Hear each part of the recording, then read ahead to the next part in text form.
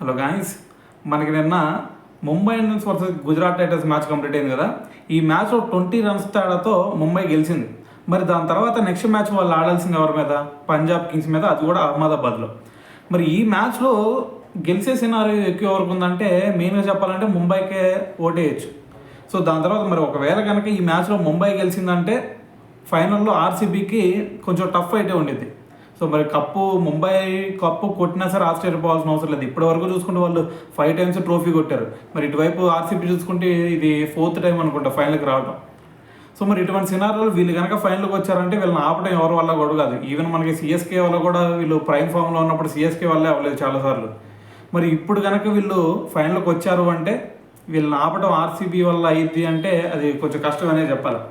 So దాని తర్వాత చూసుకుంటే మరి రేపు జరగబోయే ఈ క్వాలిఫై 2లో కనుక పంజాబ్ కింగ్స్ కనుక గెలిచింది అంటే కొంచెం హై ఛాన్సెసే ఉంటాయి ఆర్సీబీకి.